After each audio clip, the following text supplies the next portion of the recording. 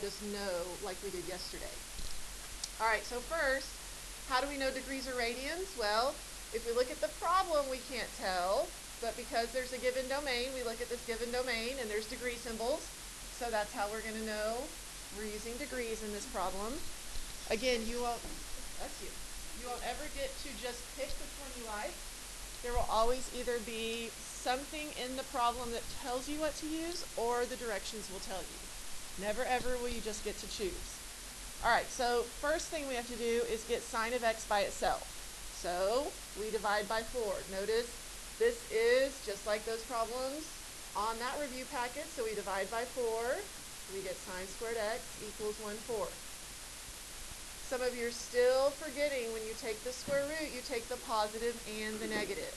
You have to remember that. So sine of x equals plus or minus 1/2. The square root of 1 is 1. The square root of 4 is 2. Now, could we end up with a root in our answer? Absolutely. On our unit circle, we have root 2's. On the unit circle, we have root 3's. So if that had been sine squared x equals 3/4, still something we can do, plus or minus root 3/2, which again is something that happens on our unit circle. So what we're going to do is nothing different. Notice the b value is 1, so we don't have to worry about any kind of period change. So we're going to look on our unit circle, where is y, sine is the y value, equal to positive 1/2 and negative 1/2. So that's going to happen in all 4 quadrants. So sine is equal to positive 1/2, positive 1/2, negative, and negative. So there's 4 places. If we want to know all the answers between 0 degrees and 360 degrees, we're going to write all 4 of those answers. If we had done this problem yesterday and it said find the first 3 positive, we would find 1, 2, 3. And we would have left the 4th one off because it said the first 3 positive. So my answer is just going to be x equals 30 degrees, 150 degrees, 210, and 330 degrees. So in this problem we have 4 answers. Okay, now one thing to kind of think about, this given domain right here, it can be all kinds of things. It could have said negative 360 to positive 360. If that was the case, we would have had to start here and go all the way around, and start here and go all the way around the other way. All that would have changed is make all these the positive and the negative. So you'd have had just double the amount of answers. It could have said find all of them between negative 180 and positive 180. So if this is 0, here's positive 180, here's 0, here's negative 180. So our answers just would have looked a little bit different. It would have been plus or minus 30 and 150. Okay? The other thing about the given domain is these brackets versus parentheses. If it has brackets, that means those values can be included. So if we had happened to get an answer of 0, because there's a bracket around the 0 degrees, we would have included it. If 0 would have been an answer and there would have been a parenthesis, we do not include that answer. So again, when you're looking at the domain, the given domain, you want to look at the brackets versus the parentheses to know whether or not to include your answers. All right, the next one, -2. This one we haven't really done anything like this where we have that parenthesis around the x minus 20 degrees. So that one's a little bit different. We have done some where if we drop that parenthesis, we would have to get rid of that 20, but this is part of the angle. Cosine of x minus 20 degrees is all connected together. So all we can do right here is divide by -2 to get negative root 2/2. We cannot add 20 to both sides right here. We can't get rid of that. That's the x minus 20 degrees is the angle. And we can't just separate the angle right now. We can get it by itself by rewriting this. If we could rewrite this as the inverse cosine of negative root 2/2 equals x minus 20 degrees. Because remember, the cosine of an angle equals a side. The inverse of a side equals an angle. That's going back to Unit 1. We did that in Unit 2, we did in unit 3. So you have to remember that. So there's no period change because B, the frequency, is still 1. So all we have to worry about is where on our unit circle is the x equal to negative root 2 over 2. Well, that's going to be right here at 135 degrees and down here at 225. So we're going to set both of those numbers equal to x minus 20. So 135 degrees equals x minus 20 degrees, and 225 equals x minus 20 degrees. If this had just been x instead of x minus 20, we would have had our two answers. But the angle was x minus 20, so then we just solve, and we get x equals 155 degrees. And over here we add 20, 245 degrees. Now remember, our increment, our domain we're looking at is anything between 0 and 360, so hopefully it's pretty obvious if we added or subtracted 360 to this number, we'd either be too big or too small. Same thing with this number. So we only have those two answers. Now I failed to put one of these on the notes, but I added this to this notes. If I had said solve over the given domain, so I'm going to think about the same problem, except what if I change the domain to negative infinity to positive infinity? I want you to find all the answers on that domain. Is it possible for you to write all those answers? Correct. It is not. So how do we write answers if the domain is negative infinity to infinity? Right, we write our general solutions. So we use a little formula. If it says find all answers between negative infinity to infinity, but the directions don't say general solutions, that's another way for you to know we'd have to write the general solutions. So if that was the case, which again, there's one on your homework, or a couple on your homework like this, so I wanted to mention that, you would say x equals 155 degrees plus the period times n, and x equals 245 degrees plus the period n. And that is how you would answer if the given domain is negative infinity to infinity. And with something like that, like on this particular problem, I wouldn't have to tell you degrees or radians, because when you look at the problem, you see there's a degree symbol, so that's how we knew we were in degrees and not radians. Okay? So, only other kind of little tricky part about that is you could write general solutions even if it doesn't ask for them. And again, that's going to be when the given domain is negative infinity to infinity.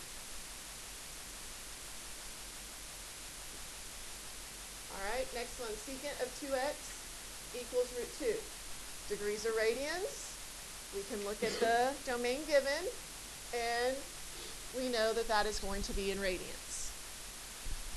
So, a lot of you like to change secant to cosine, and I would do that too, and I would change cosecant to sine. Tangent and cotangent, there's nothing wrong with changing cotangent to tangent, but again, it doesn't really do anything for you, because tangent is y over x, cotangent is x over y, so you still have to divide no matter what.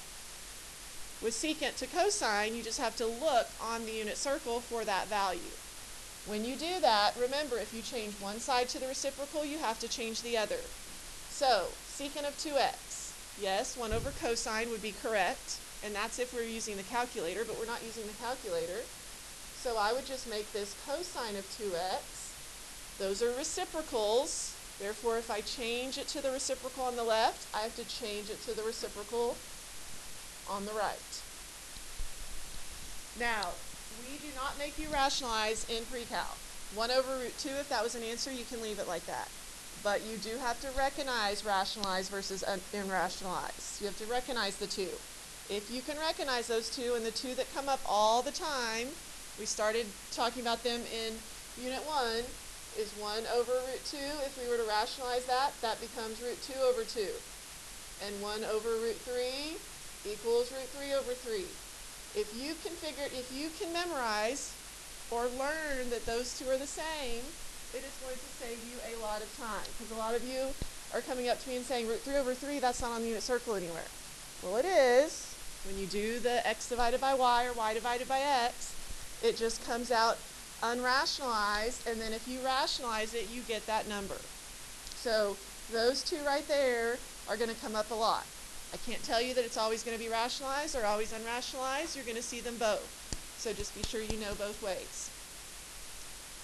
So with this one, we've got a period change right here. So I would show, you don't have to, but I would write this step right here so I don't forget about that. The cosine of an angle equals a side. The inverse of a side equals an angle. So there are two places where the x value is equal to 1 over root 2 or 2 over root 2. Two places that happens. One of them's at pi over 4 and the other one's at 7 pi over 4. Now, could we use negative pi over 4 instead of 7 pi over 4? Absolutely. But when I look at my domain, I don't want a negative number, so I'm not going to use the negative number. I'm going to use the positive one. So pi over 4 equals 2x, and 7 pi over 4 equals 2x. If that 2 wasn't there, we'd have our two answers on that rotation, but there's a 2 there. So this one, if we divide by 2, which is the same as multiplying by 1/2, we get x equals pi over 8. And this one, dividing by 2 or multiplying by 1/2, gives us 7 pi over 8. Both of those answers are between 0 and 2 pi, but remember this step right here helps us find our period, which is 2 pi over 2, so our period is just pi. That 2 right there tells us there's 2 cycles in one rotation, so there's going to be twice as many answers. If there was just one cycle in one rotation, there'd be 2 answers. But since there's 2 cycles in one rotation, b is the frequency, that's where I'm coming up with that, there's going to be twice as many answers. So right now we know there's going to be 4 answers. We already have 2 of them, x equals pi over 8, and I'm going to start with pi over 8. And I'm going to find all the answers from this one that are between 0 and 2 pi. Remember, an answer happens every period. So if I take pi over 8 and add pi, that's the same as 8 pi over 8, which gives me 9 pi over 8. If I take 9 pi over 8 and I add the period again, I get 17 pi over 8. 2 pi is the same as 16 pi over 8, therefore 17 pi over 8 is too big. So we're done finding answers for that one, because if I subtract pi, I'm going to end up with a negative. So now I move on to the 7 pi over 8. And I do not care if these answers are in order. For the yesterday's, the first 3 positive, they need to be in order. But today, I do not care. When it just says over a domain, it does not matter to me whether they're in order or not. I just want them to all be there. So if I subtract, if I go the other way, I'm going to end up with negative, but if I add 8 pi over 8, which is just pi, I end up with 15 pi over 8, which is just right under 2. So there are your 4 answers.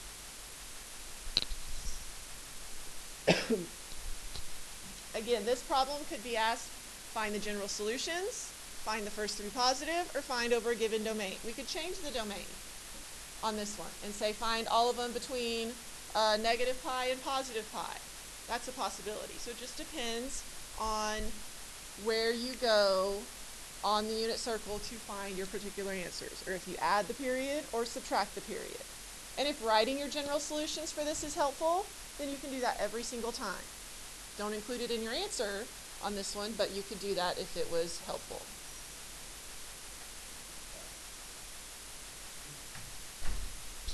All right, now this last one. So here we're starting to do a little bit of factoring. So you had some of this on your little review packet that we gave to you. First, how do we know if it's degrees or radians? Because we look at this, and that tells us radians. And then the other thing about this, we have a cosecant squared and a cosecant. So we can't combine those. Those are not like terms. But we can do something called factoring. Okay, factoring. Always think about factoring. When you're factoring, the first thing to think about is a GCF. So there are 3 terms here. We have 2, a 3, and a negative 2. So there's no number GCF. Here we have a cosecant squared, a cosecant, but we don't have a cosecant there, so there's no GCF. Now, if I were to take that -2 away, now I still have a factoring problem, but it's just the GCF. And something like squared and unsquared, you just take out one of the words. Sometimes you'll have words that are different, like maybe you have a tangent, or a tangent cosine plus cosine. You can't make those words the same. The only time you can make the words the same is if there's something squared.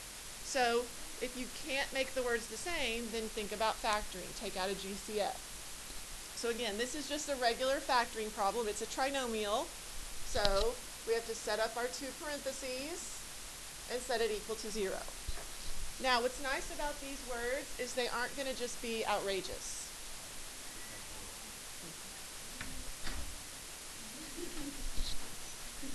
We aren't going to give you just big, huge numbers to factor. Algebra 2, you probably had some that were somewhat big. Later on in the second semester, they'll get a little bit bigger when we're just dealing with polynomials. But when we have these trig values, they're not going to be just huge. The only way to split up 2 cosecant squared x, there's only one way to do that, and that is 2 cosecant x and cosecant x. All we're doing is undoing it, so we're factoring. Foiling is unfactoring, okay? You're going back and forth, so we're just writing this in a different way. If we were to FOIL it back together, we'd have to get what we started. Then the only factors of 2 are 2 and 1. 2 can't go here because we can't have anything with a GCF in the same parentheses, so the 1 has to go here and the 2 has to go there. That's the only option. Because when you're doing this guess and check, you will never have 2 terms with the common factor, ever, okay? If your teacher never told you that, well, I only learned that a few years ago, and it's the most wonderful thing ever, okay, when you're factoring. That's assuming you took out a GCF. Now, like if this was like 6, 3, and 4, you take that 2 out, that will always happen. Always. Okay? It is wonderful. So, now we need a positive 3. So our 4 needs to be positive, and our 1 needs to be negative. What I said? Yes. Okay. We have it factored, and when you have a squared, an unsquared, and a constant, this is the only way that you're able to factor it. You have to set it equal to 0. It's called the zero product property rule. We don't have an integer product property rule. You can't set it equal to 2 and do the same thing. You have to set it equal to 0.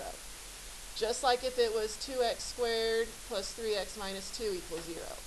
Same exact thing, principle, it's just with words. So what we have to do is 2 cosecant minus 1 equals 0, and cosecant x plus 2 equals 0. So we just have 2 problems now. We have to solve for the word. Okay, now we can't change this to sine yet. The only time we can change cosecant to sine and flip everything to make it the reciprocal is when there's a single term on each side. So we can't do that right away because it's going to mess everything up and it won't be correct. But once we get cosecant by itself, add 1 and divide by 2, now we can do that. So now if you want, you can say sine of x equals 2 over 1. Is that possible? That the opposite is bigger than the hypotenuse? It's not. So this factor doesn't give us any answers. It could give us up to 2. It could give us none, 1, or 2. That's the option. So now we do the same thing on this side. Cosecant of x equals negative 2. We want to change that to sine. We can. We just have to make this negative 1/2. We are going to get some answers from that factor. So the places where y is equal to 1/2, we're in radians, is going to be at 7 pi over 6 and 11 pi over 6. Both of those fall within the period, or the domain given.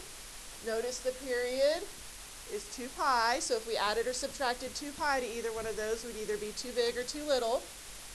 So this one gives you only 2 answers. So in a problem like this that's squared, you can get up to 4 answers or possibly no answers. Okay, both both factors could give you up to 2 answers. It might just give you one. It kind of all depends on that number, because remember, if sine of x equals 1 or negative 1, there's only one possibility in that single rotation. All right, so today